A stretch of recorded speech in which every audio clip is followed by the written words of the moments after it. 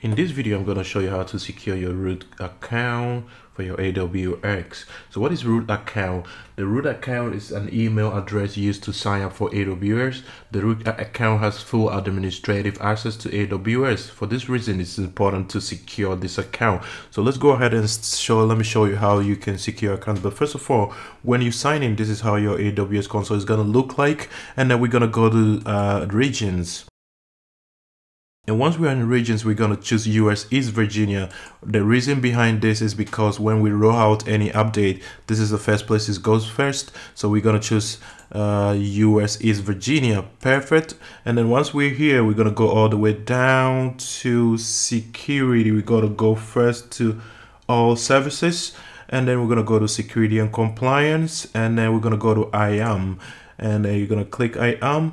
And then once you're here, or another way that you could do this is to type the I am here in the search button. And once you click it, it will take you here. And once you're here, it will already tell you security recommendation 1, add MFA, multi-factor authentication. And as you can see, user group is 0, users is 0, roles is 2, automatically assigned 2, and policy is 0. Identity provided is also 0.